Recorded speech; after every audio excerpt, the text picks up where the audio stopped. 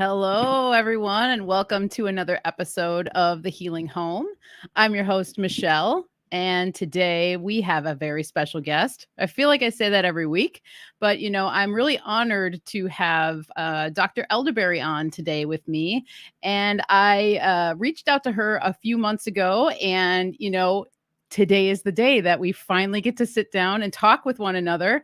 I have been following her work on Instagram mostly for the past couple years. And when I first started following her, I was just like, I love this woman. I love where she goes with her herbal knowledge, with her work as a clinical naturopath. She's a practicing herbalist. She's a wildcrafter, a fellow forest dweller.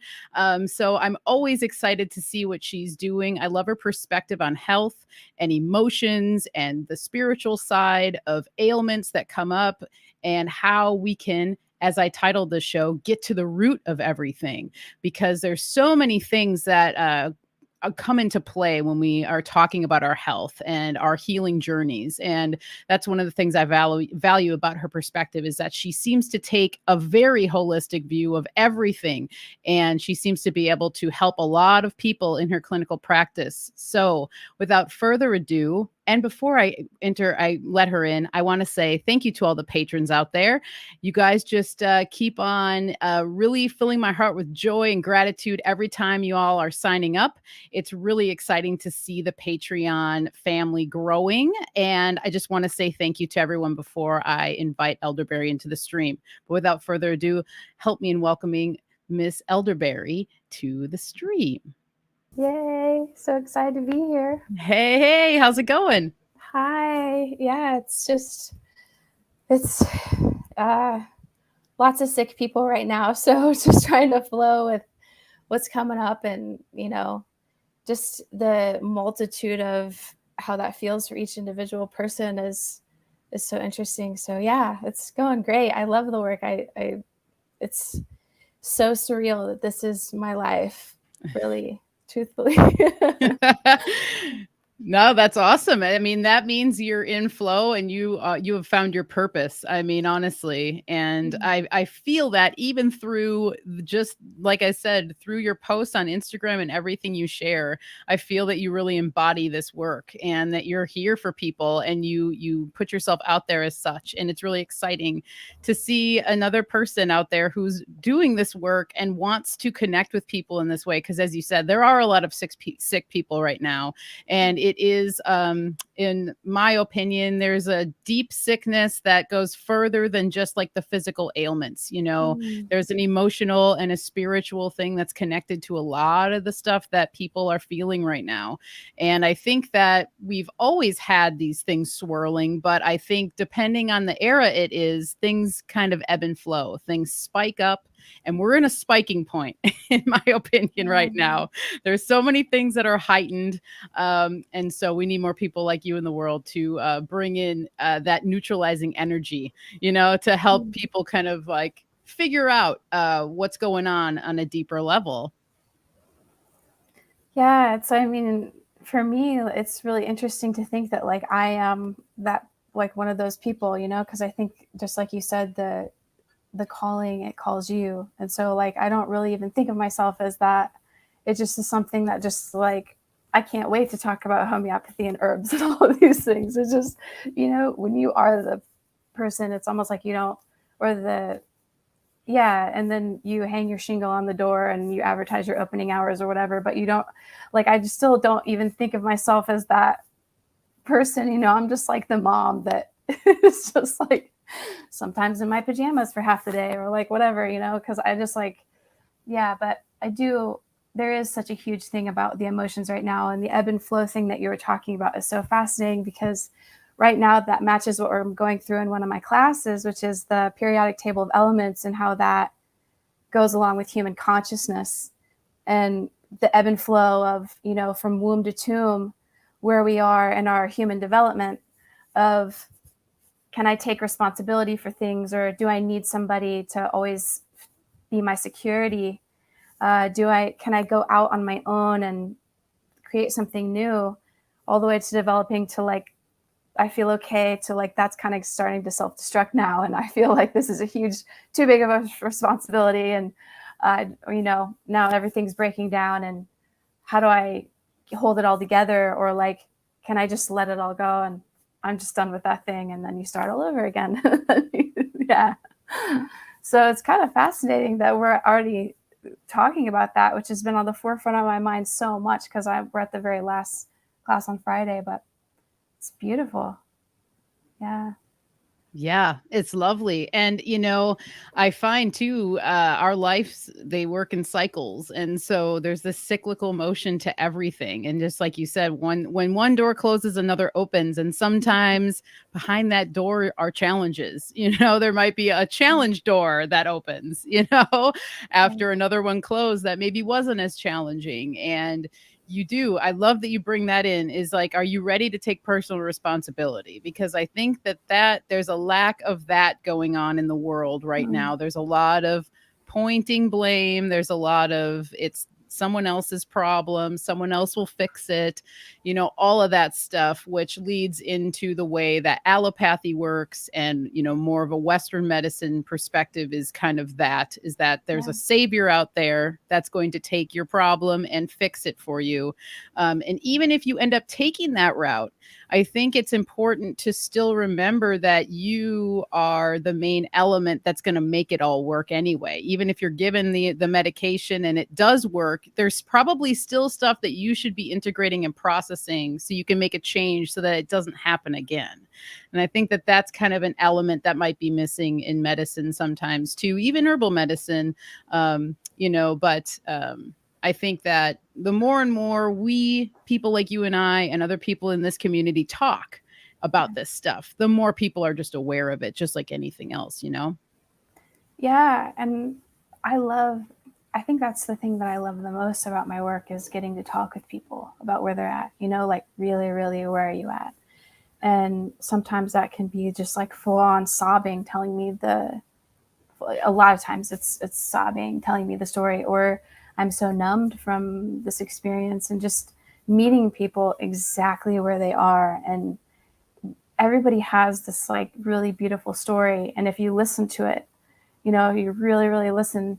I think that may be the thing that maybe a lot of people are going to allopathy for, is like, they're hoping that they get that list. Like, that's all they think that they have to go to at first, and they spend like 5 minutes with you. It's like, that's not listening at all. But when somebody can really hear because, you came to somebody for a reason. And when somebody can hear that story, like magic unfolds, like when you can really, really hear it. And like the energy behind the words has been really fascinating in my work. So I feel like I kept wanting to, this example keeps coming up to me of like just hearing people and listening. And like, for example, when you go really deep into homeopathy, which is kind of like an energetic medicine, and it can be plants, that are just like diluted hundreds to thousands to millions of times. It gives you this whole perspective of these other kingdoms. But one of these in particular, a really cool event, that just thinking of one that happened just like last week, taking a client and really listening to their story. When I'm really listening and somebody's actually describing their anxiety or their pain as, well, I feel like I'm just like spinning in mud. And I'm like, okay, like really describe like spinning in mud, I'm like, okay, describe that some more. And what's that sensation? And we get all the way down to like just them describing it sounds like the strangest things. Like I'm, like if I could describe it, I'm stuck in a tube and it feels like a vacuum and I'm being sucked down. And, well, what's that feel like for you? Like, what's the fear there? And it's like, well, that I'm going to be stuck down in this hole for the rest of my life. I'm going to be stuck in this despair, this place that's these depths. And if I really, really think about it, and homeopathy is like a little bit different than herbalism with like treats like, it really sounds like a mollusk, like I'm in this tube, like this container, and I'm And if you look at books on mollusk remedies, it's like fascinating because exactly what she's describing was like a mollusk, you know, I'm like being sucked, and they have like a little vacuum pump that pumps them down into pumping out their little waste. And like they go down to hide from their predators, like down into the depths, and they don't know how long they're going to have to stay there. Um, Man, just listening to people it can get so fascinating. Like, wow, you actually need a mollusk remedy. Like the thing that is there, uh, your song that's singing there was an animal remedy, and it's, you know, it's mollusk. It's, yeah. Wow. I just went off on a little tangent there, but No, I love it. That's great. Yeah. That's awesome. Oh my goodness. Yeah. So this is bringing up already the question, and I feel like we jumped right in.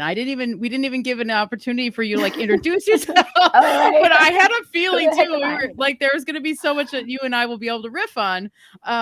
But yeah, one of the things I wanted to talk about is obviously homeopathy, but for people out there who might not be familiar with it, you know, and you kind of did give a little bit of a brief explanation about it, but let's do a combo. So how did you come to find homeopathy, and what was it that, you know, what started your journey to where you're at right now? And then what got you to find homeopathy? And then how have you applied it? And how do you see it working for people throughout your practice? Yeah, it's a great question. So I feel like one of the biggest reasons I'm in this work at all is because I was harmed pretty badly by Western medicine. And my mom actually was a nurse. So I was in the doctor's office all the time, like with one sneeze, getting like shots that I don't even think are available anymore. Like they got taken off the market. So I'm alive, which is crazy. But yeah, I was given tons and tons of vaccinations, I mean, by the end of that, as an adult on my own, I was really sick, and I was really scattered, and I was an art major, and I was just like not well. I was not well at all. And had a friend that came to me that I'm still super great friends with, who just reconnected with me and was like, "You look awful," you know, like just really bad. And she kind of took me under her wing, and she was doing herbalism and doing a training, and like gave me some, I think, something for my headaches. And I was like, wow, that really worked well. And then I just kind of like took it upon myself, like gemstones were another gateway. And then like this was another gateway, and it kind of spiraled. But now, you know, especially being a mom, and never wanting my child to go through any of that, I think, you know, fuels this whole thing. But becoming a doctor and just wanting to take it to the next level and really support my family off work that felt good to me, that felt like it wasn't work. And how I came to homeopathy was through my naturopathic training, but I kind of like set it to the side.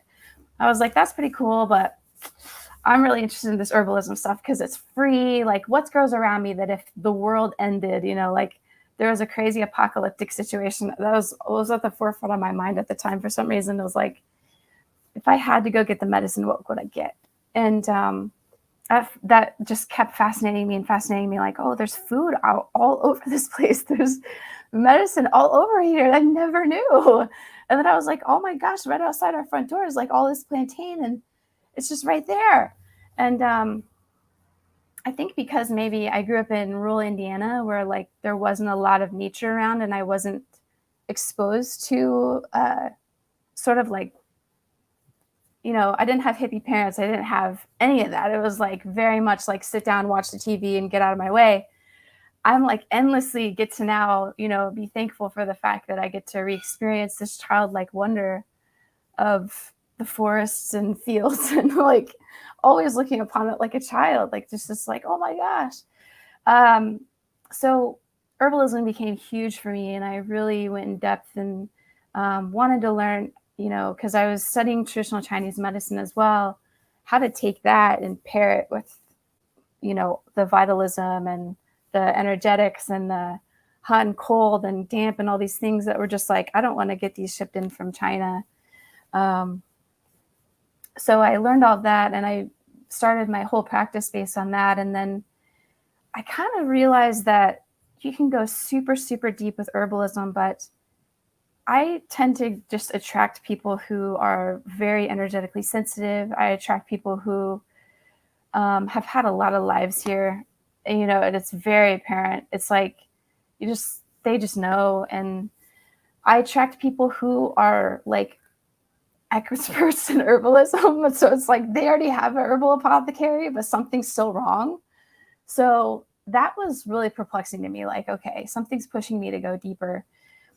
And just through searching and searching, I just, I really branched back out into homeopathy, and I came upon some really amazing teachers and was just kind of looking at the fact that there's like over 7,700 homeopathic remedies. And what is this doing? What's available to us here? So I now use both, but I use homeopathy is truly incredible for what I feel like, because of the fact it's an energetic medicine, and it is, it can be made from minerals, it can be made from plants, it can be made from animals. So even like teeth or joints or bones or hair or the milks of certain animals, or like feathers, things like that. Sorry, I have a dog that is next to my office that's yips sometimes. Sorry about that. But You're good. It's all good. Yeah. Then we have not only that, but we have no-sod remedies. So we have disease materials. So viral, bacterial, like people that have supposedly have these viruses and bacteria in them, or these pathogenic things, but also energies like X-ray, electricity, like 5G, all these crazy, colors. So this whole world opened to me, and I really wanted to be clear on what is this doing? What is this?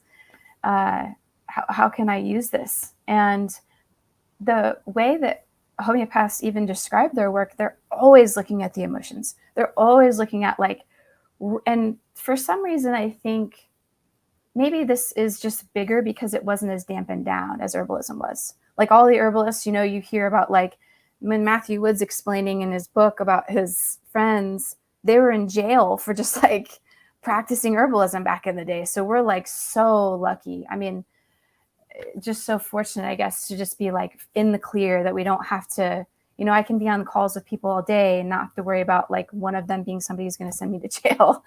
But homeopathy didn't get as dampened down in other countries. So we still have all these extensive, what they call provings, where, say, for example, you give a healthy person arsenicum, like arsenic, and you can look at all of those symptoms that it's giving in a healthy person. It's really making them sick. It's really making them lethargic. They've got just clear crap coming out of their nose. They've got burning eyes. They just can barely function. Digestive disturbances and all these, but they don't even stop there. They look at what are they thinking, feeling, what's going on in their mind, what are their dreams. They ask such in-depth questions when they're proving these, and then they know if they meet somebody who's got those same symptoms in somebody who's unwell, you can give that arsenicum and it's going to do like this really beautiful canceling out, or like clearing, a meeting point of this remedy that it balances the person. But for me, I wanted to go even deeper than that, because I felt like a lot of it was focusing on symptomology, but I loved the emotional stuff. But that's kind of how I came to homeopathy. And then I went a little deeper into just really wanting to break it up into really feeling like the kingdoms for people. So that's why I'm doing the mineral remedy class right now, to like, how do we know that somebody needs a mineral remedy, and how do we get that sense of structure inside of ourselves, and how can we look at these things from maybe a more energetic perspective. So I feel like I'm giving herbalism and homeopathy at the same time, which I've not met many practitioners that do. But you can then do the tissue state, heal the tissue state stuff. But also, if there's anything deeper in there that's kind of like hanging on these old past patterns or traumas, I almost don't even like that word anymore, because it's so broad. Like everybody perceives things in such a different way. And we tend to think of trauma as just like you almost died, but it can be all these things. Yeah, that was another really big tangent, but I feel like it's beautiful to incorporate both in my practice. And I feel like people aren't really expecting it. And I get a lot of questions of like, well, I thought I could only take one homeopathic remedy. And I feel like I came here to be like questioning everything about every system, and it feels good to me to do so. So yeah, just like keeping it open and keeping my heart open, and like humbling myself constantly to be like, I don't know everything. What else can I learn? You know, That's beautiful. I love that. Yeah. And if you having a teacher or a person you're seeking help from say exactly what you just said is the best sign in the world. Knowing that, they're in, you are obviously in a place where there's many people seeking your help and you have an expertise and stuff. But the fact that you're open to continue to learn and you're not just going to tell someone what to do, it's more about suggesting and saying like, hey, this could be the thing. You need to try it. You need to apply it on your own because only that person can do it for themselves. But the fact that just you're continuously open, that's huge because you're going to learn so much more. And it's been amazing to me helping people, the amount of things I've learned from a person that's come to me seeking my help. And then I walk away going, oh my goodness, we both just learned a ton of stuff, and that's, I think, one of the most valuable things. And so always, if you're in the teaching role, always looking at yourself as a continual student is like one of the most healthy places to be. And I remember when you posted about it's called remineralizing the spirit, correct? That's the current class. Yeah. I think I got kind of like not fed up with, but just like a little bit of like irked by the constant remineralizing stuff that was going on online. Just because I feel like sometimes we kind of get into this thing where we think like one size fits all. And even if our body needs these certain remedies, or minerals even, that means everyone else needs them because some influencer said so. And that's fine because I think it does spread a lot of knowledge and it spreads a lot of awareness of things. And it's a really cool place to share and like feed off of everybody. But I started to see people coming to me who are doing the remineralizing. And when that affected them negatively is when I get kind of like, okay, we all need to think of this in terms of a different way. Like we're all spirits here evolving, at least in my perspective. And so maybe somebody doesn't exactly need that much magnesium, because magnesium is like over here on the periodic table. If they're feeling like they're really dependent and like a baby almost, maybe they need more magnesium. Like that's the feeling of that remedy. But also maybe they don't actually need the full physical product. Like maybe what they need is something a little bit softer and taking it in a homeopathic remedy.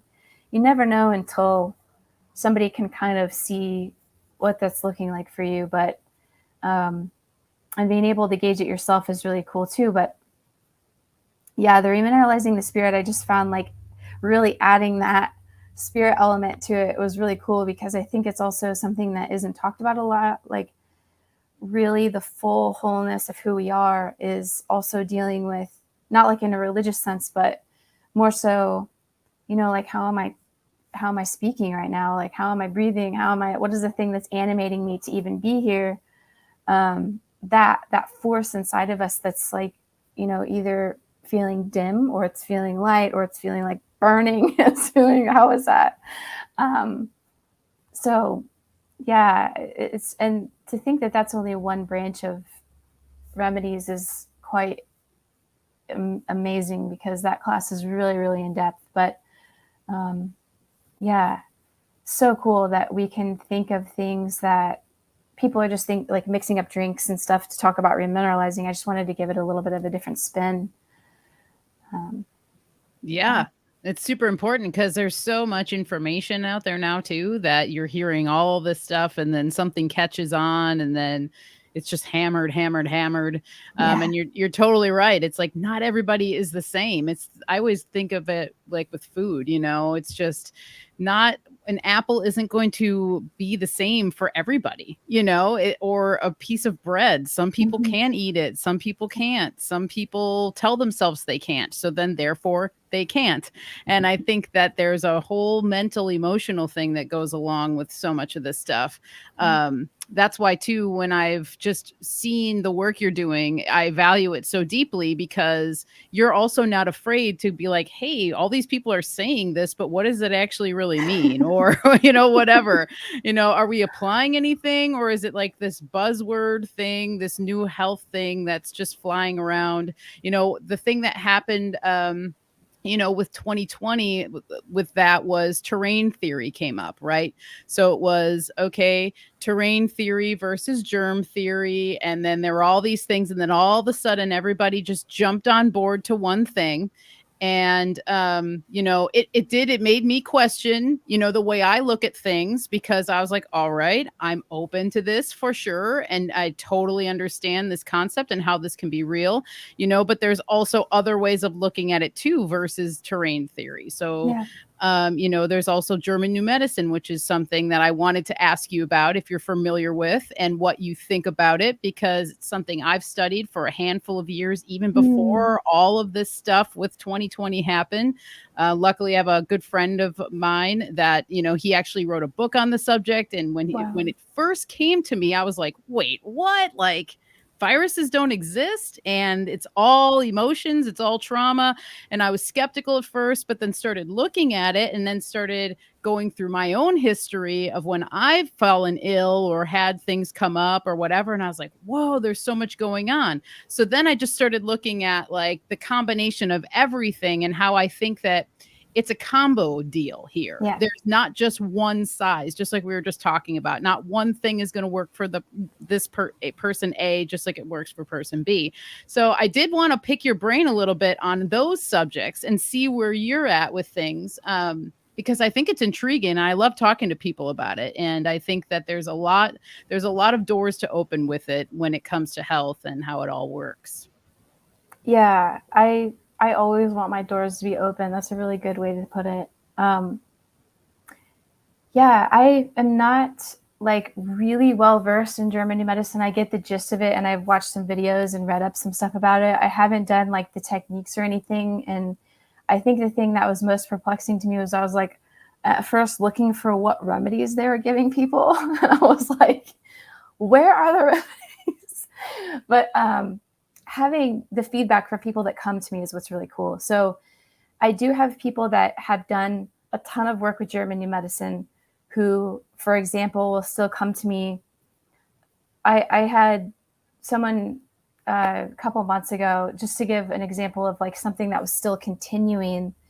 She had done all this trauma work because she was preparing to have a child, like just to be pregnant with a child. And I thought that was so cool because I was like, whoa, I was not there when I was conceiving my son. That's so cool.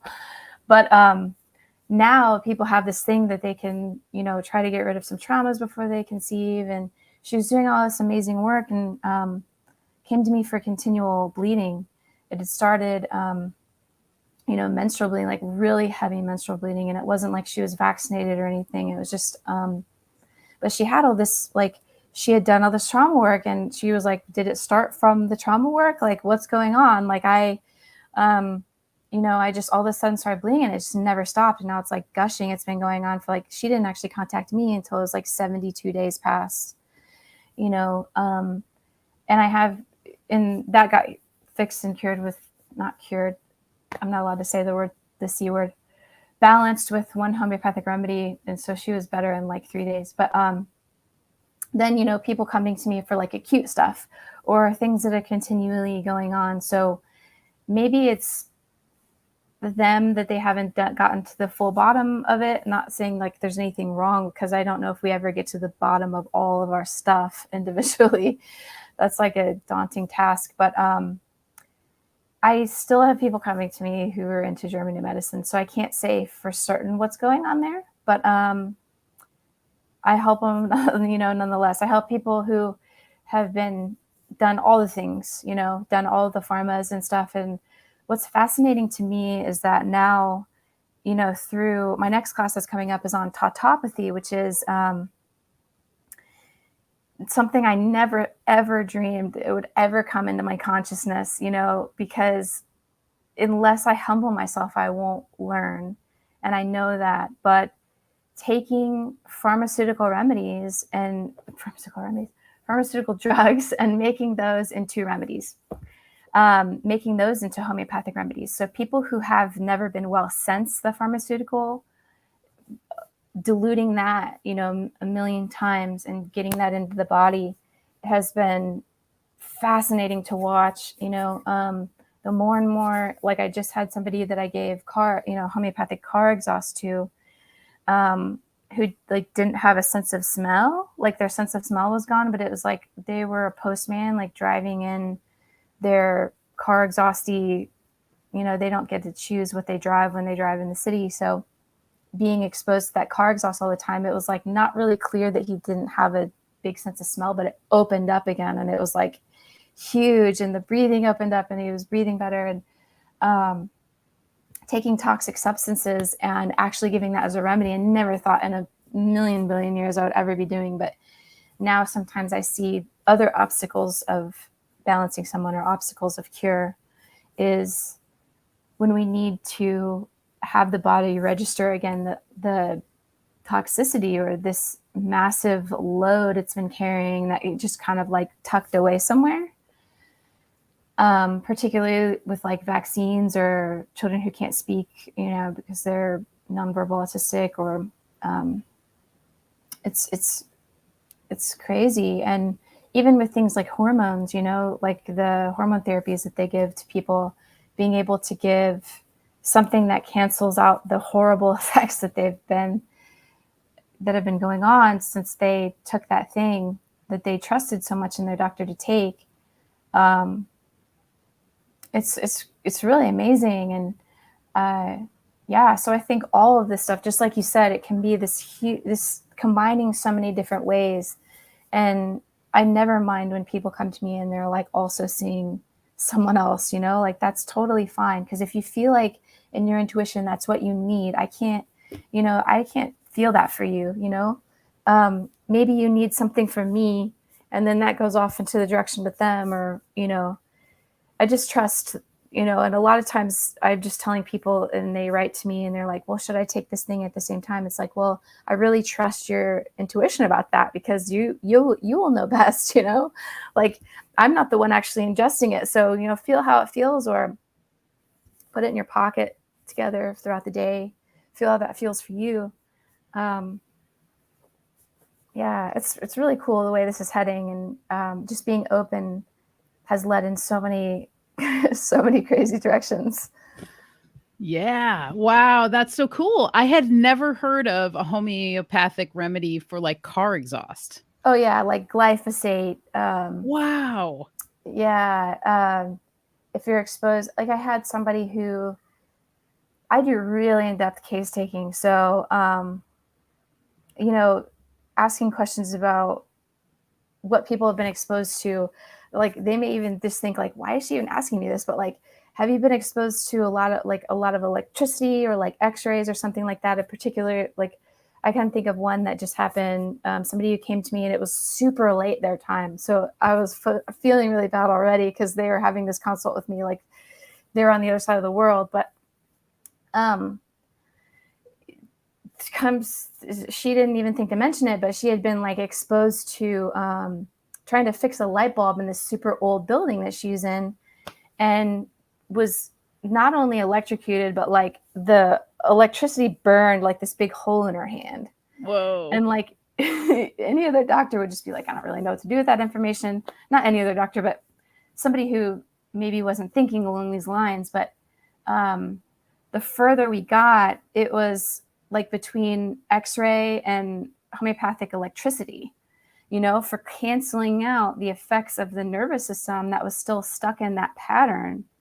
There was a lot of pain going on, a lot of nervous system and this is somebody who's tried all the St. John's wort and all the things that are for nervous system support, and they didn't get help. So I'm sitting here, the wheels of my mind are spinning. What's happened to this person? Because those are some really nice remedies for healing nerves. And I've had to go deep because, she was one of those people who's like, yeah, I've got this huge herbal apothecary behind me. And I'm like looking at it and I've tried all these things. That's when you want to go to really asking about history and really getting in depth of injuries and things like that, and things people just totally forget about, Yeah. What was it called? It started with a T. Tautopathy. So Tautopathy. Tautopathy. Dr. Murphy was the one who really expanded on this before he died. They have on his website that he died of COVID, which I think is like an abomination, because I really don't think that that's what happened. But the guy was writing. I was just reading yesterday. I'm the type of person who's always reading Materia Medicas, and he wrote about the COVID-19 no-sode that they had made, of which whenever they do a no-sode, it's just taking like the spittle or the like blood or something of somebody who supposedly has these things, which is called homeoprophylaxis whenever you take that. And so it's prophylactically helping your immune system, supporting your immune system against the onslaught of that thing. So this has been going on for years and years and years. Hahnemann, the creator of homeopathy, learned Belladonna was like the homeoprophylaxis for scarlet fever. And that's how, I've had even my son have like scarlet fever symptoms, which was like crazy. Gave Belladonna and it was like, boom, gone in like instant. And because of the fact that I have a remote practice right now, I don't get to see that a lot in real time when people are like immediately taking I wish I could, but yeah. Wow. I'm loving this. I have to show you this because, one of my things that I do on my water bottle, I put I'll structure it with an herb or a thought or whatever. And dude, it's Belladonna right now. Oh, for the cooling? Well, I was just having an ear infection, random. I haven't had one since I was like a young girl. And I've taken Belladonna before for like a filled ear, an ear that just felt filled and everything and inflamed and whatever. And I was like, well, I can't get to the store. We live kind of remote, right? So I'm like, I'm going to write Belladonna and I'm going to put it on my water bottle. And so every time I drink the water, it's just the intention that Belladonna is with me. And so I had to show you that because you brought That's so beautiful. Yeah, you were just like the smile that came through. I was like, of course. Oh, that's so beautiful. And I really, oh my God, I want to pull on these threads so much with you. And I also want to talk about the fact that you incorporate your son with your wildcrafting. And I want to talk about that. But one last thing to tie in the Homeopathy, is that how you say it? Yeah. Mm-hmm. Excuse me. I think that the German New Medicine thread with this is actually really close because what I've learned with German New Medicine, and the reason I say this is because of the thing that you were talking about with like the exhaust fumes and stuff, because a lot of times with that line, with German New Medicine, if someone has like an allergy to something, it's usually due to a trauma that happened while they were around the thing that they're allergic to, or like there's a scent that they relate to that trauma, and there happened to be like a peanut cookie that was there, or that they had eaten, or someone was eaten while their dad was painting the house. And so when they smell that fume of that particular paint, they're going to be triggered into something, and it might also attach to an allergy, a peanut allergy that they have. That's just a very brief, very surface level of what kind of how that stuff works. Yeah. And that would be related to like a reoccurring chronic sort of thing or an allergy. And so when you said that, it just made me think of that. And so I could see how that would be something that would be a really great crossover to dig deeper for somebody or whatever. But as soon as you said that with the postman and he's breathing these fumes, and then it was the fume that actually helped clear up the thing, I'm like, bingo, that totally checks out. It's on the same kind of page with how you would look at that if you were coming at it from a German New Medicine perspective. Wow. I'm so curious because I wonder, because a lot of people who are like traumatized by things don't remember a lot. So I wonder how you can go back and like remember the thing that was you were smelling or around. That's really fascinating. Yeah, Yeah. it's totally blown my mind so many times, and it's lined up for me where I've brought things up to somebody like that, and they're like, "Oh my goodness, well, I remember this thing that led to that, and then that's when I started having eczema or whatever, and it was just that one Yeah. event." And it's just like a bingo moment for them. The epiphany happens, and then they are able to then go back into the memories and massage that out and, go from there. So, Wow. yeah. Yeah. I love that. And I think too, it's just where you know what you need, if you're really super drawn to something, it's Yeah. just you just know that's your puzzle piece, and I can't nothing I could say should change that for you. Like if you're really drawn, go follow your excitement, and it will ultimately lead you to the place you need to be.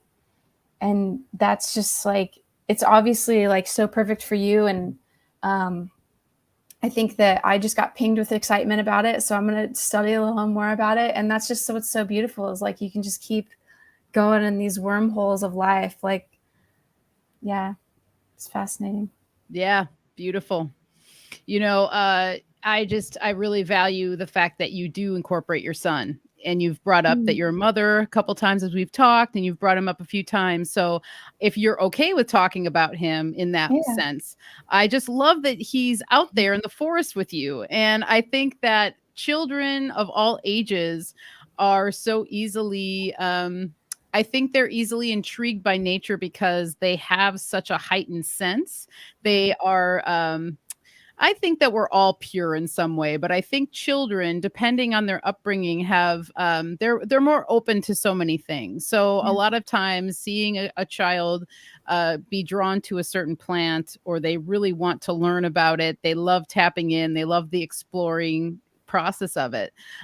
So I wanted to talk to you about what that looked like for you, and what did that look like for your son, and how like at what age did you start taking him out into the forest with you, and what were some of the things that you noticed immediately about him that intrigued him about wildcrafting? Yeah, this is a really funny subject. I was thinking about this earlier because he's turning 9. And 9 is like this. I can go into this in a minute, but it's like this really beautiful change for them, for humanity, and separating from the mom and the dad and kind of feeling like a little spicy with your comments and stuff like that back at mom and dad because you know better. And he's particularly fiery because he's a Leo sun, Scorpio moon, so he's like he can be like, um, but genius kid. I mean, he's just freaking genius. He's smarter than me.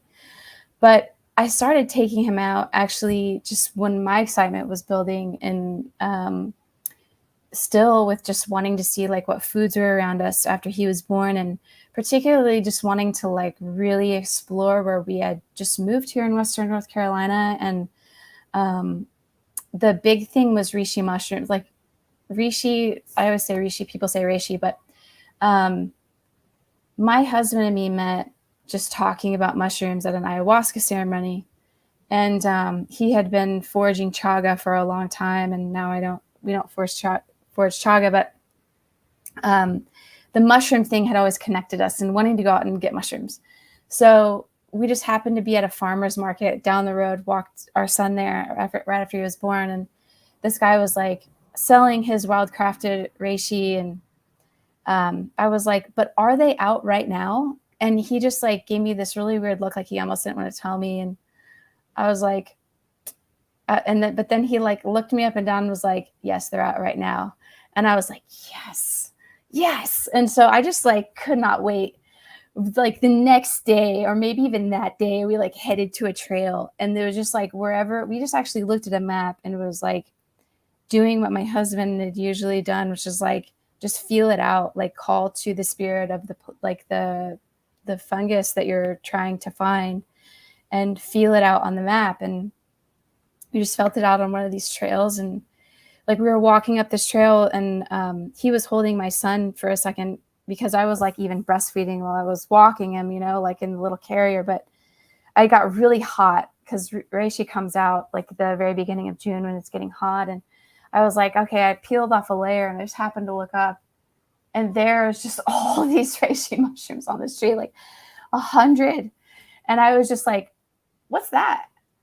And he was like, yeah, that's reishi. So we like went up, we're so excited and got a bunch of them that day. And I still have a picture of my son like barely sitting up next to all these reishi mushrooms, like this really beautiful picture of like his first official day, out in the wild. And because of the fact I sort of made wildcrafting my work, it was kind of like he had to come along. Like in any way, I breastfed him till he was like 2. So it was like, he has to come along. I never pumped or anything. So it was like, he has to come. But, having him on my back and it was pretty intense, and I think that that's been another thing that I've really pushed through is like this thing that I had this feeling inside, like he just needs to be with me, actually. Like he needs to be out there with me. And I don't want him to miss this. Like this is something so beautiful for me that I just can't even imagine that he's just like sitting at home, even like with his wooden blocks, just like, I don't know. It's just no comparison. So this is just so normal for him, actually. Like he just knows that on particular days we're going to go. And like there's moments where he doesn't really want to because, he's like he really loves making like presents for people, or he has like some invention he's making. But like once we get out, he just jets ahead of us now. He's like, he can't wait to be out at his favorite places. And he knows like the woods like the back of his hand in the places that we go now. So he loves to play in the water. And the crazy thing that I've noticed is, not to be like judgmental, but the feeling is different in the children that don't go outside a lot. Like it's completely and utterly different. Their energy like is so much more domesticated feeling. Like he, not like he's like a wild animal, but there's something about the way that they go outside and play that's so different. The things that they're interested in, the play that they make up. Like just for example, we moved into a temporary home for a little while, and he found a boy next door who's the same age who goes to public school. And I'm not judging that at all, but he's homeschooled. So he's with me making herbs in my clinic. He hears about my, when I'm talking back and forth with my husband about remedies or something that just happened with a call that was like perplexing or something to me. He hears all the things, because he's always around me. And it's like, it's a lot sometimes, but he's always in that environment. So when he went out to go play with the child next door, the very first thing he did was he went over to the honeysuckle patch to go show him, like you pull the honeysuckle and it's got this little thing to do. And the kid was just like, okay, like that's kind of cool. Like, like, it was cool and they connected over it. But like, and what's awesome is they actually are connecting, but sometimes it's even harder. Like when we go to the park or something, and like the first thing they say is like, what's your favorite YouTube channel? Or like, what's your favorite this or that? Like it's, we live in an area that has a lot of opportunities for kids that go out in the forest, and he goes to forest school and he does an online Waldorf school. But other than that, he doesn't get like screen time, he doesn't get like, so he lives in a completely different universe than a lot of these other kids. It's like night and day. And just observing them and the way that they, it's almost indescribable. Not like better or worse, but just like even some of the children don't run as well, or like don't climb, because he just has been exposed to moving his body in all these crazy ways like an animal to get to the herbs that we get to, or to go down to, because he wants to play in the water and he's climbing like a bear over these rocks. And I like used to helicopter parent him, and now it's just like Ayo's over there like a mile away, on all the big boulder over there. And it's just, he just has this instinct with his body. And it's fascinating to watch, because part of me is like, dang it, I wish I would have had this. And like, how am I more domesticated looking than him? Because I think this way now because there's homeopathic remedies that are made differentiated by, you can take like the house dog remedy, or are they more of like a wolf remedy? Wolf milk, domesticated dog milk, like lion or house cat. Like maybe that's what started to get my mind thinking in these ways, but particularly to do with so different, even in just his forest school. There's a homeschool program where all the kids who are homeschooled go to the forest school throughout the year.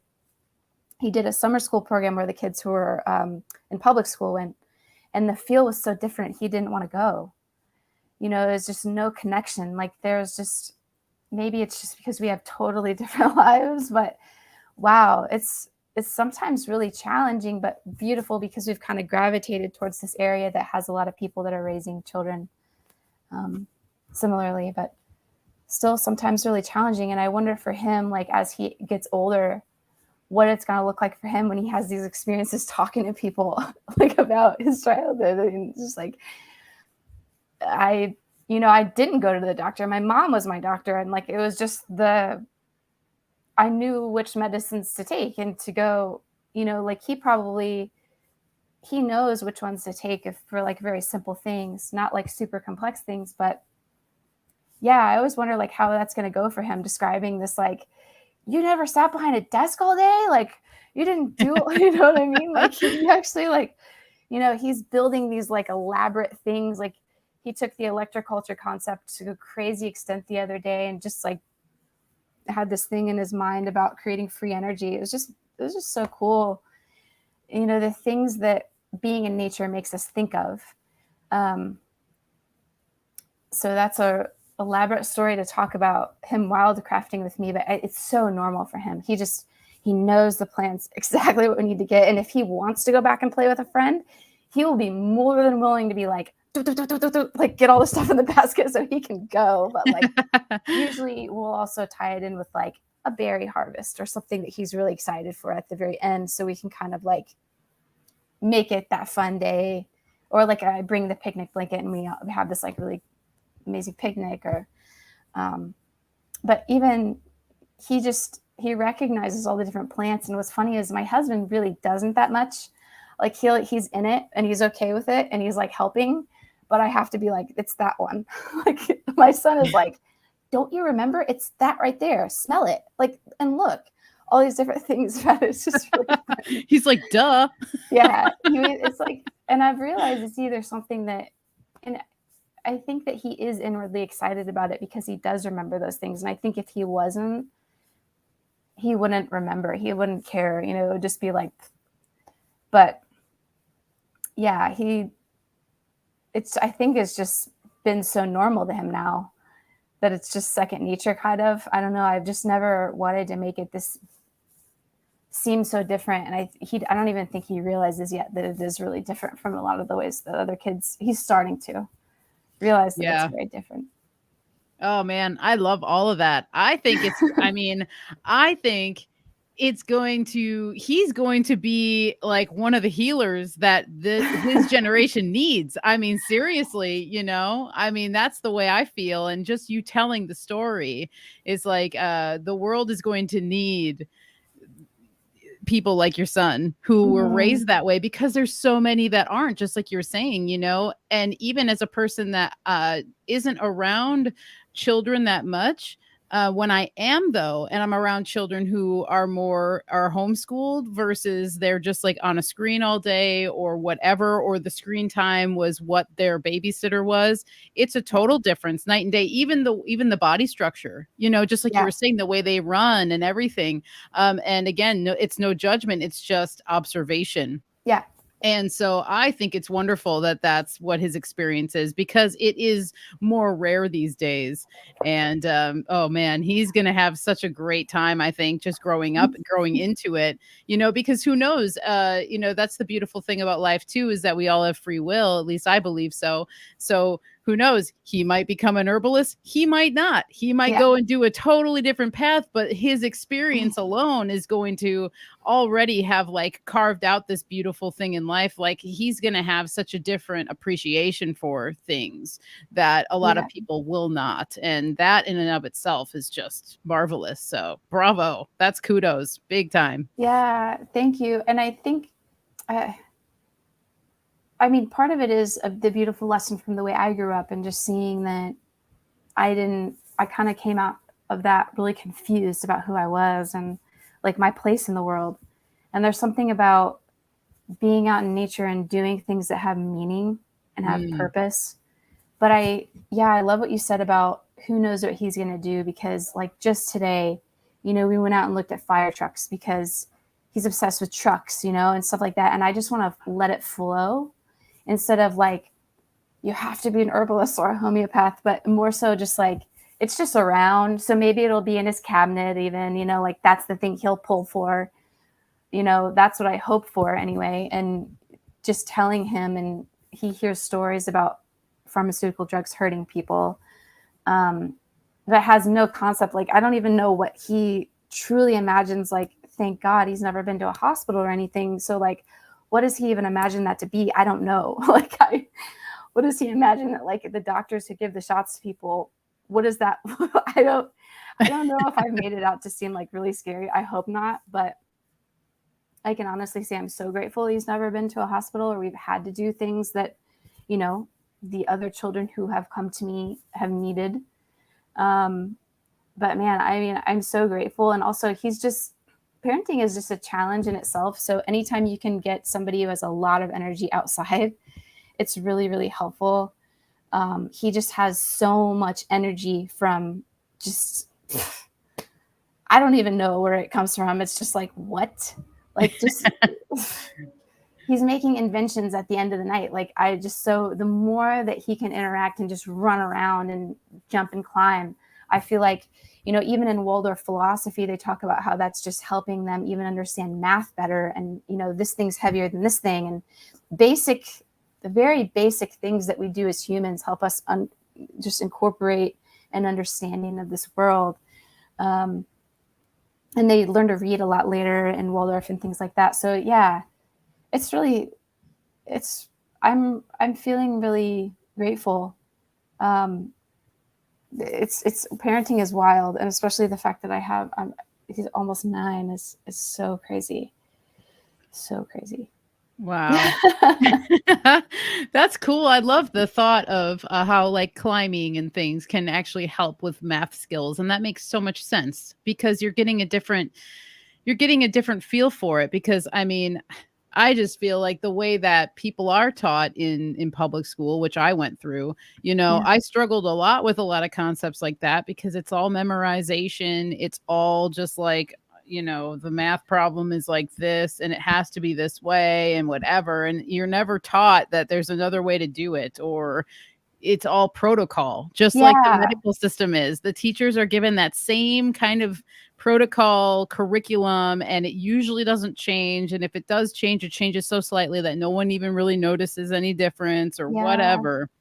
And so I just think that the more that we can look at things like that, even as an adult, like I'm going to apply that to the like math for myself, like lifting a bucket of like water or something to like even ease the anxiety that can come from the way that we are institutionalized from young ages to look at information and look at things like math or whatever. Yeah. I mean, they do a lot of story too. So it's like bringing learning alive, like bringing it a life. Like what you were saying, everything else feels really dry and really like it's on the page and it's 2-dimensional, like that's things that have meaning and you can actually connect them with something real and alive in your life. It makes so much sense. And that's why they do a lot of story, like to correct children. Like he went to kindergarten for half a year in an actual Waldorf class, and it was really beautiful. Like the kids who were like acting out, they would tell them a story. Like one of the kids was pinching the other kids and they told the story about a crab. Like, so all of his friends came, and she sat all the kids down during snack time, and she told them a story about like his friends came and knitted him mittens so he couldn't pinch his friends anymore. If he did, like, it didn't hurt so bad, like something like that really brings it alive, because they're not, nature, I think, connects them in this way too, because they're not fully online yet. Like, they haven't fully disconnected from mom and dad. They're still going through all of these developmental stages. And it's weird because I feel like I'm still going through developmental stages too. I probably am. But like, yeah, he's helping me go through my developmental stages, and like I'm possibly helping him, or nature is like, the mother. It's so much, but it's so beautiful to witness and like, I'm not really even actively doing anything. I'm just like allowing, like how it should be, not should be, but like how he feels like he wants to do out there. Yeah, the one thing that we're still kind of like getting clear with is like the expression of energy, and like not killing things like with a stick, or like the stuff that kind of is like, I'm like, man, that feels super disrespectful. Don't do that. It's like not computing very well. But yeah, we'll get there. Nice. Still some lessons to learn. But oh yeah, always. Yeah. Right when you think that you've got it figured out, it's like, okay, never mind. Yeah. Add something else. Yeah. I wanted to segue a little bit into like facial, tongue, and pulse diagnosis or evaluation. Yeah. Because to me, I was first introduced to this concept from Margie Flint and Matthew Wood. And Yeah. so Margie Flint was actually my very first introduction, because I took a few classes with her, and I was just intrigued and blown away by it, because I had never heard of it. And this was years ago. But when I went to her class and I started reading her book and everything else, and I was like, wow, there's so many things that check out. And this is like a really great method. They're all great methods. So I know that you employ these methods in your practice. I wanted to talk a little bit about your experience with it, and when it came across your radar, and if there's anything that stands out about it to you that you think would be beneficial for listeners to hear about. It's really like, I feel like it keeps evolving for me, because there's not a lot of pairing with this with homeopathy. It's more so just herbalism. So there is a little bit, like they'll talk about a cracked and coated tongue or something that they just noticed. I started doing this also after going and just continuing my studies with Matthew Wood. After my after my naturopathic training. And yeah, it's fascinating, because even remotely, I can have people take pictures, and they send them to me prior to our call, and I compare that with what I'm seeing on the screen. Or sometimes it's a little pixelated, so I like getting those pictures beforehand too. It tells such an amazing story. Like, it's so good to know when you see, like, in particular, just like one place to launch off from. Like, what's that like big gash mark right there that's like in your neck area? And like, oh, I had this crazy whiplash injury when I was like 9. When did everything start? When I was like 10, like stuff that it can be this diving board. And in particular, it's fascinating, because you need to ask a lot of more questions to kind of like really narrow down the remedy, which is really beautiful too. Because I think people are, and a lot of people kind of look at me like, what do you mean? Like, I have to send a little thing before the call to be like, I'm going to be asking you to show your tongue. Because so many people were like, what? But it's like, oh, that's the map to your body and what's going on in there. And I really need to see that. So, on the face, and it's so crazy how we have this history showing up.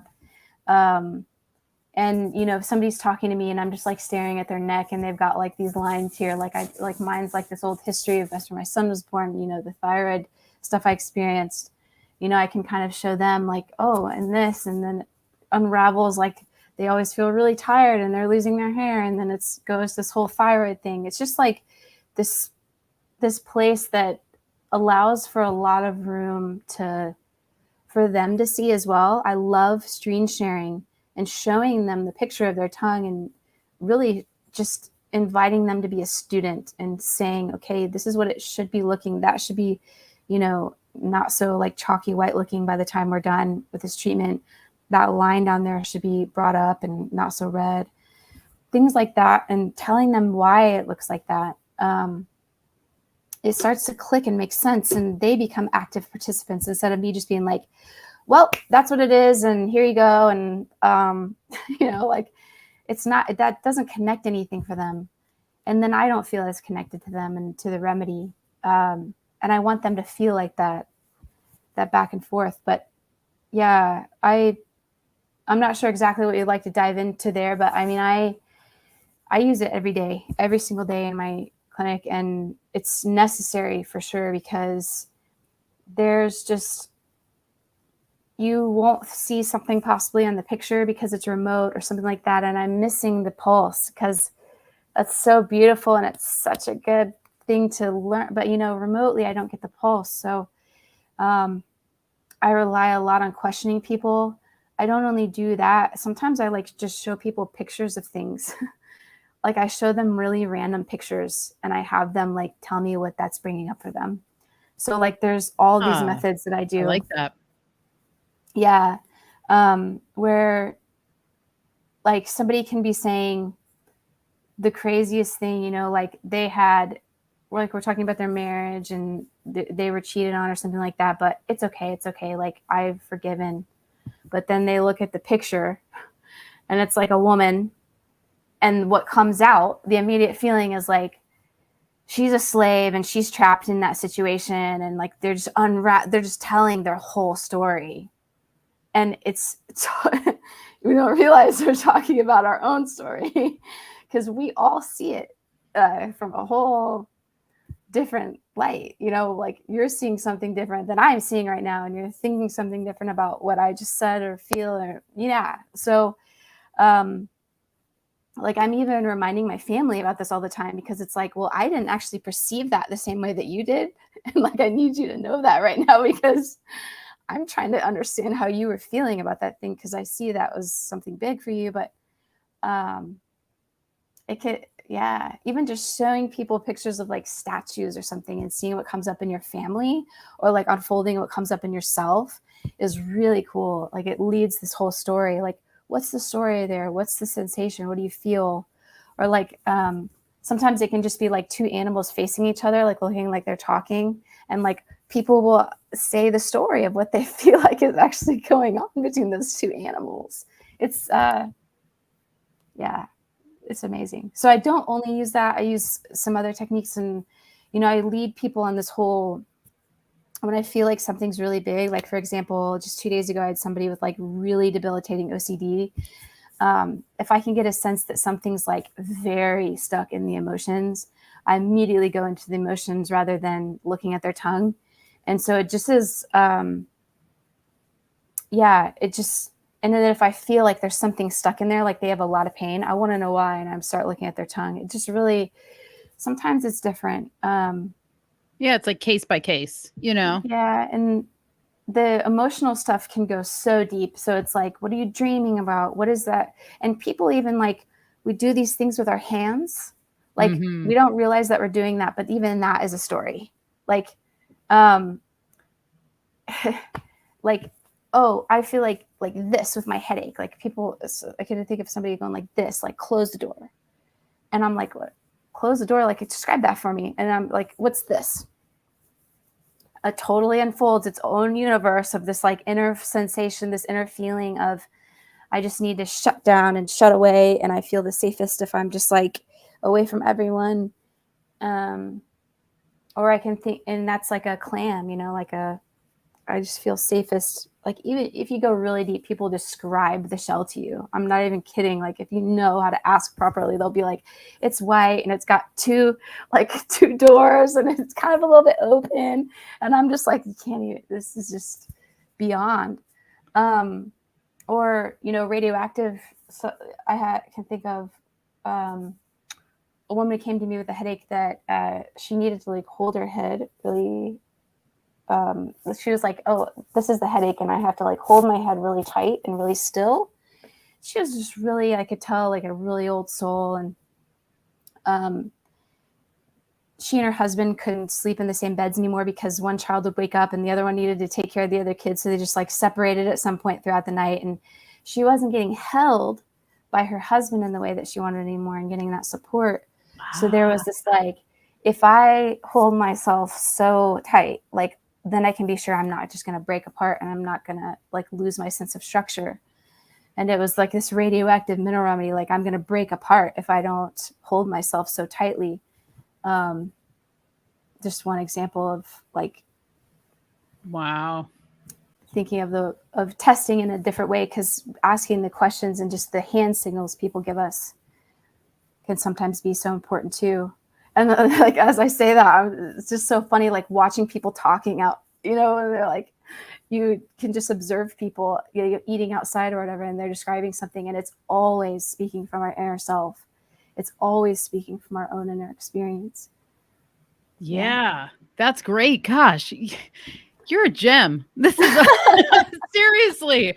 I mean, God, this is like, I mean, everything you're talking about is so important to be putting into the soup that is wellness. I mean, because you're right. Everything, our body language says so much about us. The way a person sits, the way they stand, the way they walk, the way they look, or there's lack of looking, there's lack of eye contact. Yeah. Every little thing matters. And we are our own maps to health and wellness. And that's why too, I love the tongue and the pulse and the facial diagnosis, but the emotional side of things too. It's just, it's so well-rounded and it makes so much sense. And I can just tell that you are in your pocket, my lady. It's really cool. Seriously, it's so freaking cool and fun to hear the way that you're applying all your knowledge with people and like asking the questions and showing photos and what have you. I mean, everything is a key in its own right. And you're proving that with all the stories that you're bringing. So very grateful to be able to like crack these eggs with you and learn more about you and your practice and everything that you do. And so yeah, it's an honor. I'm glad to be here. Yeah, really grateful. Me too. Before we start wrapping up here, I want to talk to you a little bit about electroculture because you mentioned it with your son. Yeah. But that was one of the things that I noticed that this growing season, you started applying it, just like a lot of people did, myself included. Yeah, you too. Yeah. And you posted a photo of a burdock root that was like twisting together.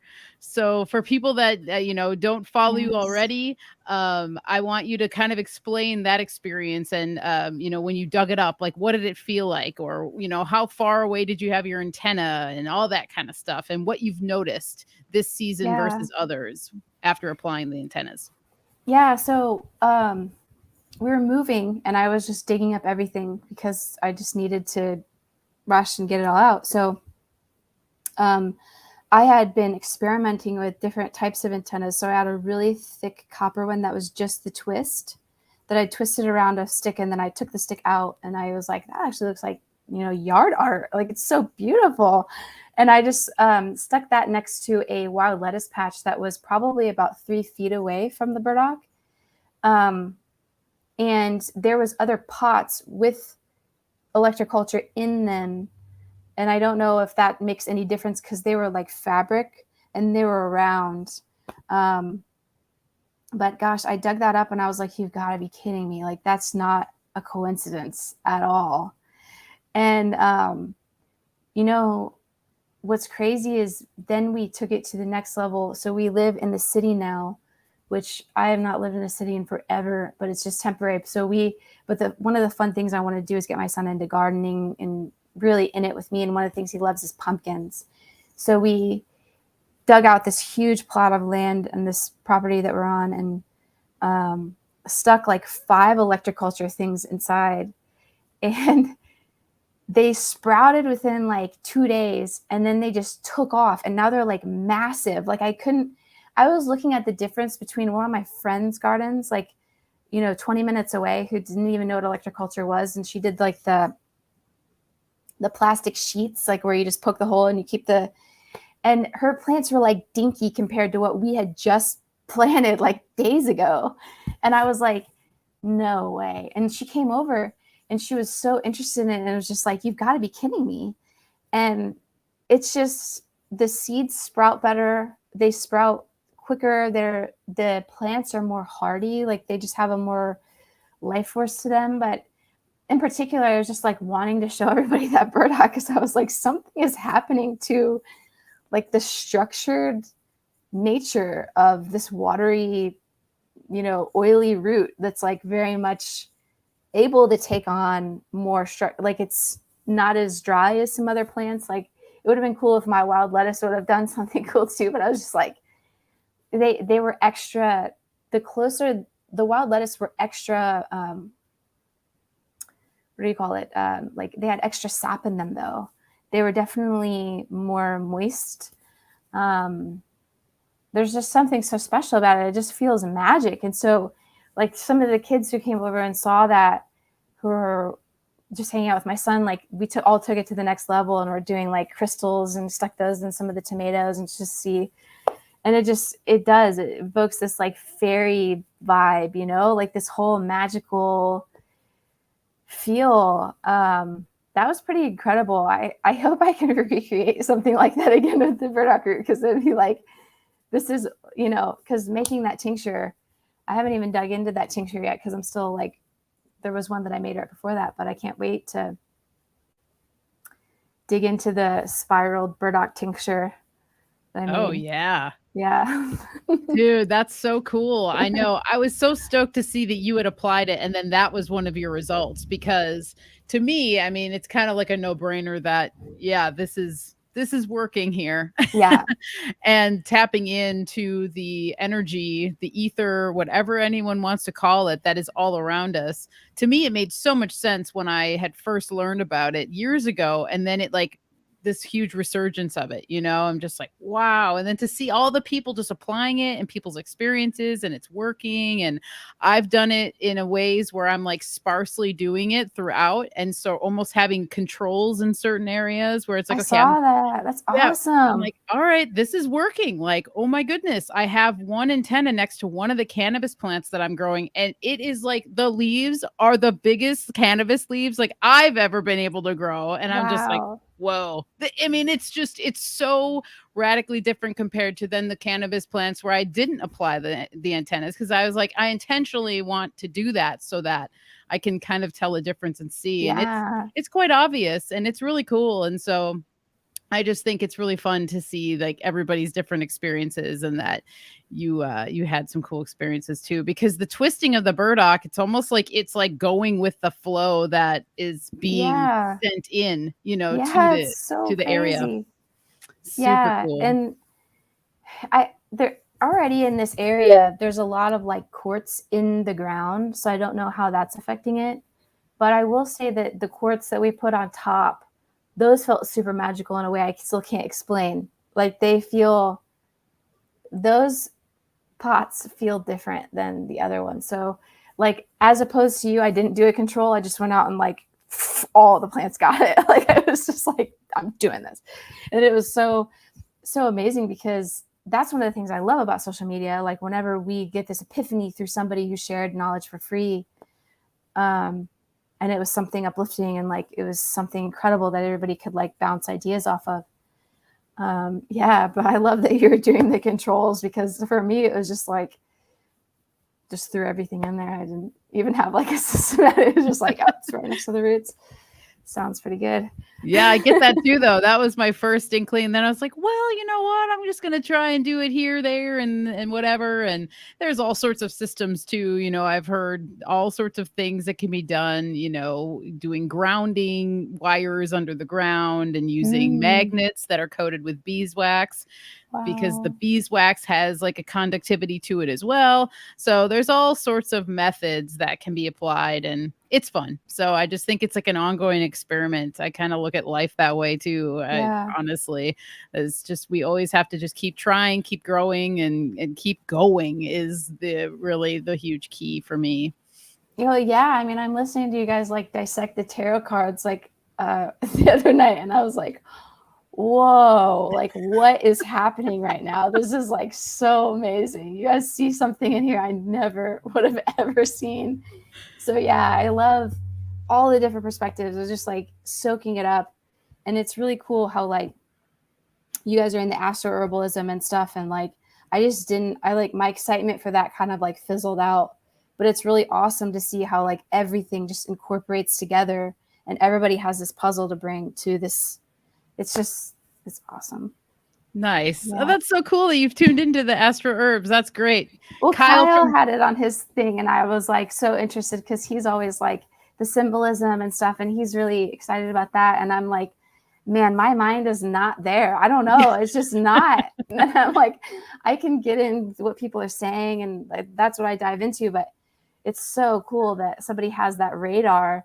And I'm like looking at the cards, like, whoa, like you guys are amazing. This is so awesome. Yeah.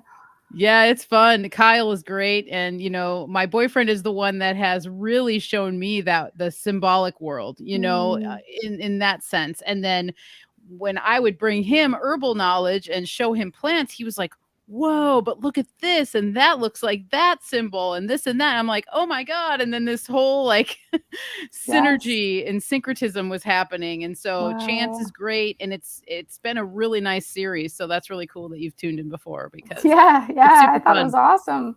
It's fun stuff. Yeah. Well, cool. I want to allow you to have the floor for a moment to let people know where they can find you and stuff. And then also, I wanted you to talk a little bit about your upcoming class, the detoxing from the, what did you say? You called it like detoxing from a toxic world or something like that in one of your posts.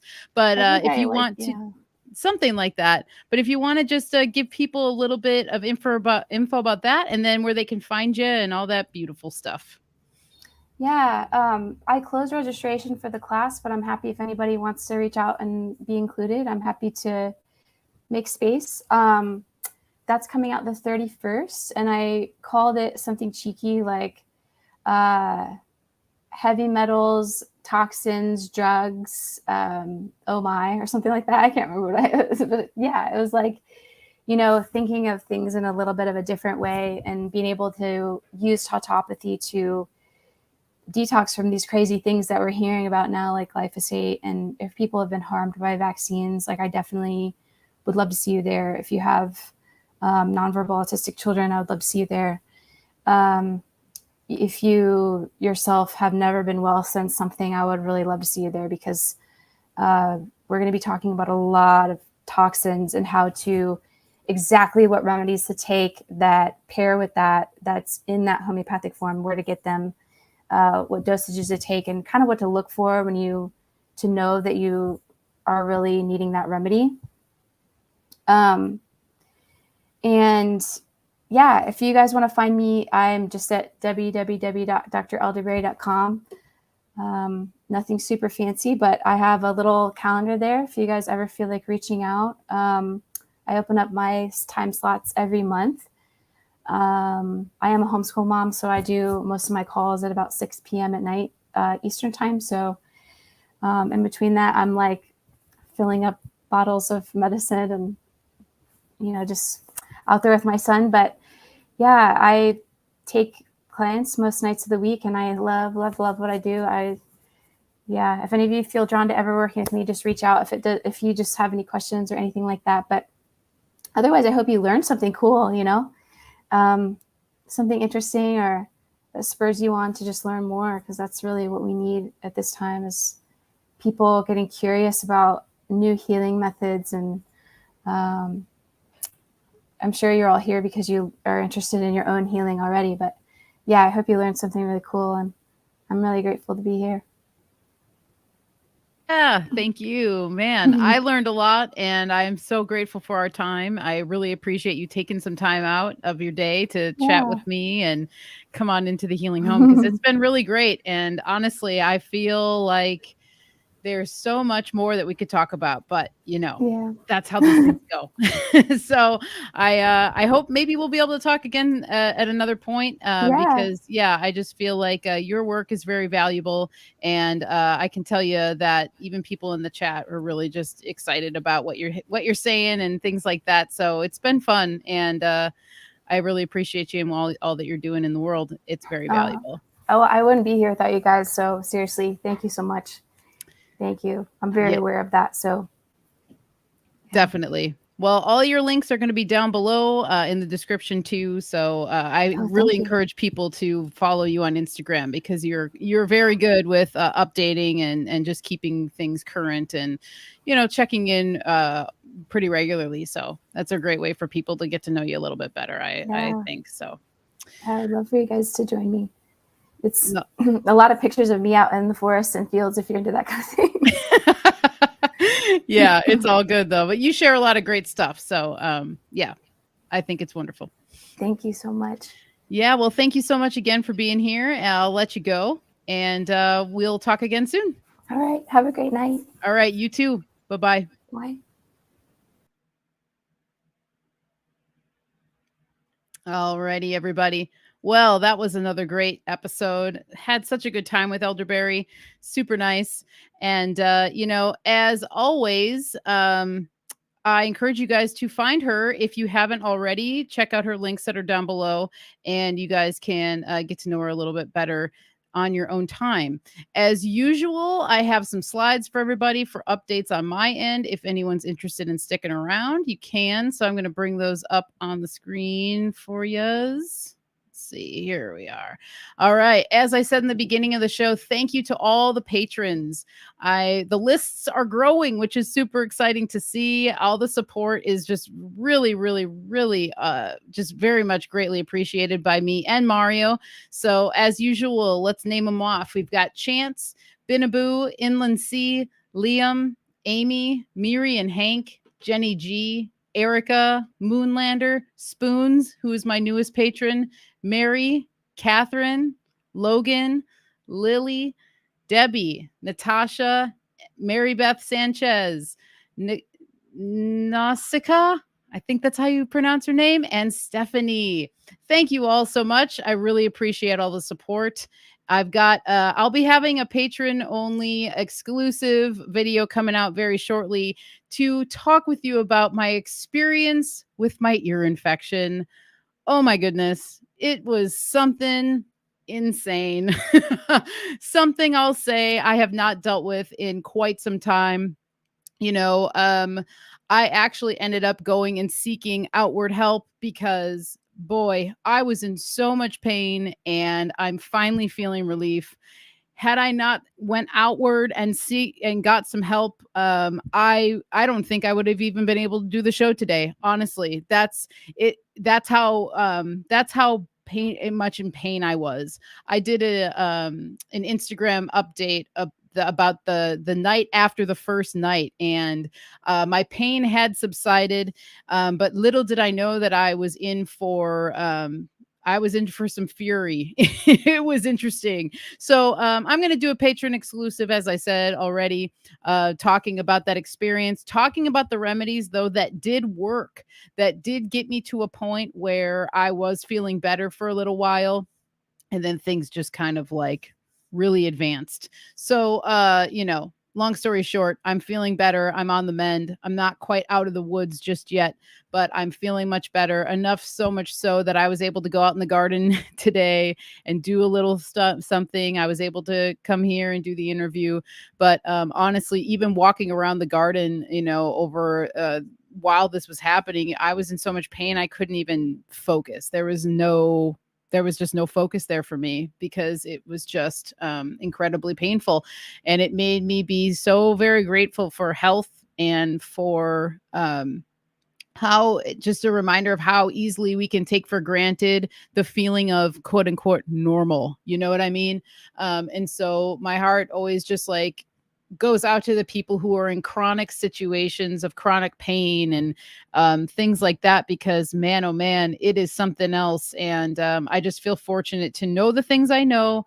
I feel fortunate to be able to have gotten help outwardly that is now bringing me some relief.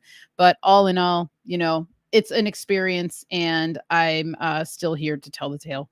Patreon.com/the healing home for all the goodies, specifically newsletter and a full moon offering updates come out early for all the patrons. So you get everything a day early in case you want to make sure to get your hands on remedies.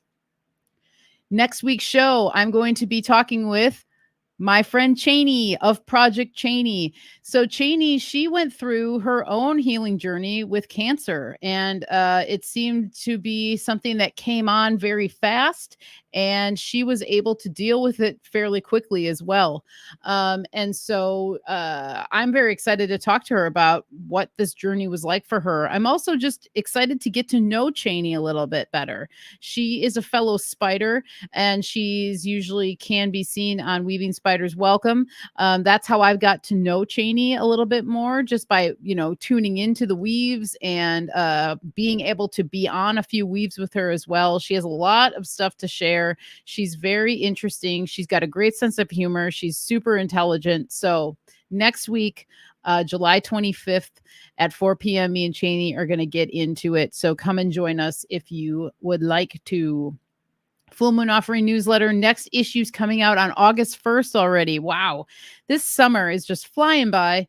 And August 1st, we have a full moon. There are 2 full moons in August, actually. So the second full moon is on August 31st, which makes it a blue moon.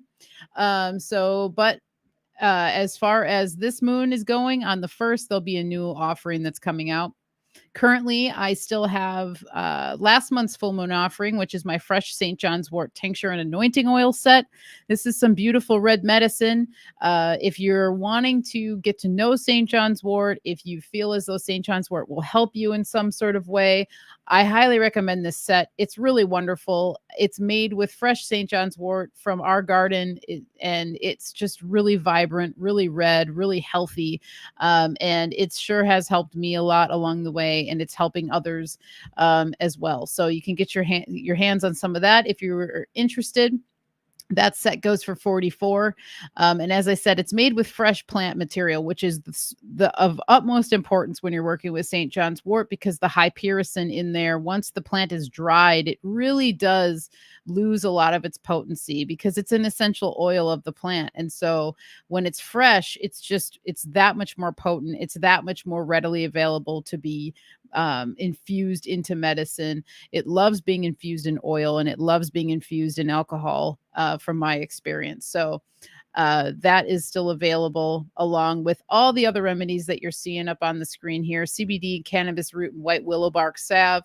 That's a really great one that I've got a handful of left. And I'll say white willow bark came in huge handy over the last handful of days for me. The pain relieving properties of that tree and that bark is just amazing. michelleshealinghome@gmail.com for orders, for questions, for inquiries. If you want to schedule a consultation, you can do that with me via email as well. michelleshealinghome.com. If you're wanting to just check out my blog, just find out a little bit more about me, what's going on, you can go to my website. You can call or text me at 503-568-1569 as well. Last Thursday, every Thursday. Now, last Thursday, we actually canceled last Thursday because of my ear. And so this week, we're going to just cruise right into the motorcycle gangs of the 1960s, which these motorcycle gangs are still a thing today. But the influence that they had during that era is pretty substantial. And we're going to talk about the Hells Angels, but we're also going to talk about Satan's Slaves, which was one of the main motorcycle crews that was hooked up with Manson. He was also hooked up with the Hells Angels, but the Satan's Slaves seems to be way more a part of his weave. So we're going to talk about that. this Thursday. Symbolicstudies.com. If you want to learn more about what Mario's putting out, he was just on Dr. Longo Narco's channel last night, Old World Florida. They were talking about Pisces and the connection to Florida. It was a really great episode. Mario had really, really great time. He said he's already said a couple times throughout the day, man, I had so much fun last night. So he's really enjoying his weaves with Longo, and those two really, they really have hit it off. So it's really cool to see their information flow together. And so check him out at symbolicstudies.com. He's also on YouTube. He just revamped his website. So everything now can be found on symbolicstudies.com. From you can schedule a tarot reading, a study session. You can order his posters there. You can find all of the links to all of his other external accounts all on his website. He did a really good job. He's a wizard. So check him out if you're so inclined. And with all that being said, that is about all that I've got. Binna is asking what ear it was. It was the right ear. So yeah, I've totally just been like thinking about all this stuff. As I said, if you do choose to go and explore allopathy with something and it helps you, I always think though that there is some element though that you need to still apply on more of a holistic, emotional standpoint, right? And so the right ear, the right side of your body is usually linked to the masculine. So I've been thinking about that. Was I not standing in my masculine? Were my boundaries not strong enough for something? German New Medicine would say with the ears, it may have been something you heard that you didn't want to hear, something that you didn't like. That's usually typically with what goes on with the ears. So anyway, I've been analyzing all these things and thinking about it. And like I said, I've already kind of pinpointed certain things. In hindsight, can see when the ear infection or when my ear was starting to act up, but I didn't think it was an infection because my ears are always really sensitive and we were traveling. And so specifically when I travel, a lot of times my ears will pop, they are filled, or I kind of get a little bit, off balance or something like that. So I was experiencing that while we were traveling, but I didn't think much of it. Then we hopped on an airplane back home. And I think the airplane ride is what actually really like set it in, because, anyone who's been on an airplane knows the pressure differences and the altitude and all that stuff. And so anyway, that is what was going on with that. And so, yeah. Okay. And Ben is saying, as a healer, when you get sick, it's very humbling and it's good to remind you how bad sickness feels. I know that I totally thought that. And that's been one of my thoughts with the whole thing, and just being so grateful too for Mario, because he was so helpful. There were things that I do on a daily that I just couldn't do. I couldn't do it. Like I needed help, and he was there to help me, as he always is. And so just lots of gratitude, feeling lots of gratitude, grateful for you guys as usual. Thanks for being here. Thanks for hanging out with me and Dr. Elderberry, because that was a lovely conversation. Yeah, I loved it. So I'm glad you guys were here. I hope you guys got something out of it too. And so, that's interesting. People could be talking shit about you, and a psychic, you hear it. Get yourself an evil eye amulet.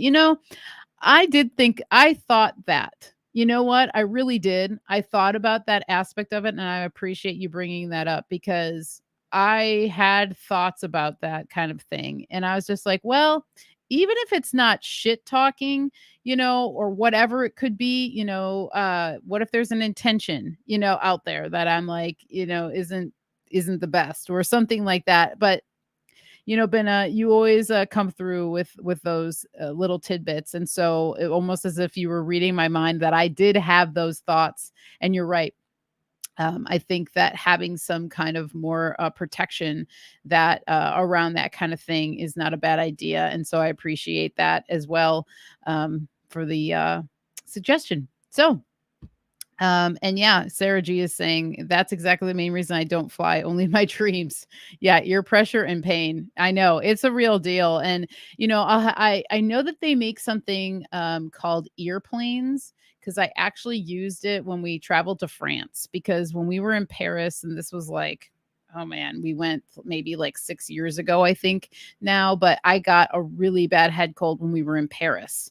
And I knew that if I flew on the plane, I would be messed up.